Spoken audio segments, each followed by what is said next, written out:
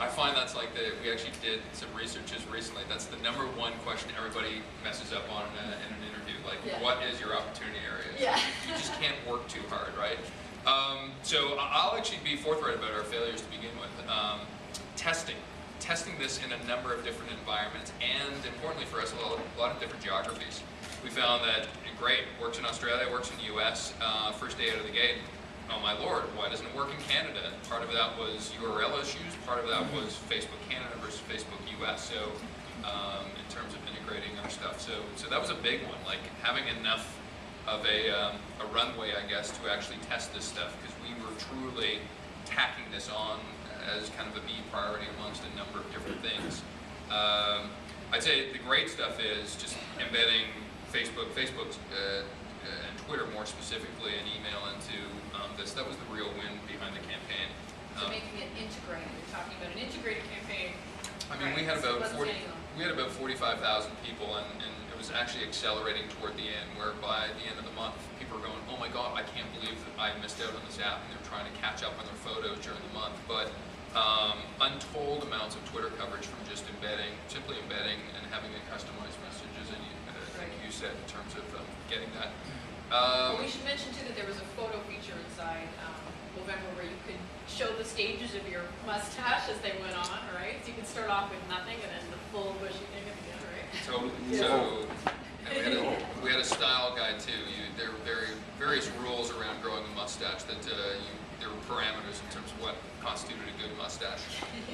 Well, on that growth note, Joan, since you are pretty much the only panelist who's sitting here who actually, maybe the only one in Canada, who can say that you've done an app with a charity 2 years in a row, what did you change for, yeah, we're all laughing, because, you know, it's a new space, right? It's true. No, it's true. Yeah. I mean, 2009 was the first leap, big leap. Yeah. So, what did you change for 2010, and what are you looking at for 2011? So it must have been stuff you shelved. Yeah, I would have to say, I mean, for 2010, it was more efficient. Certainly the link out to the St. Mike's Hospital Foundation and everything operated really smoothly. The first year was a little bit trickier. I think though that what I found was this mobile app, if I've learned anything, it's not to try and duplicate efforts in all of the different areas. So what really worked well for us was we had the charity on site at each of the information centers.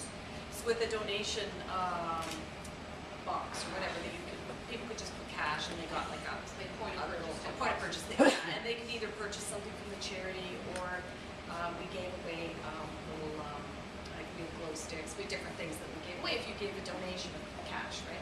That worked well.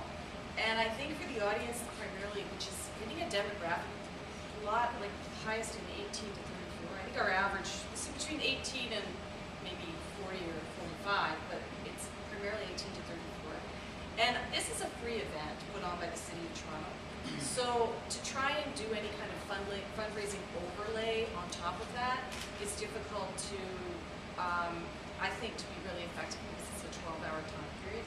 So I would have to say I'm not sure whether or not we'll have a fundraising element on the mobile app.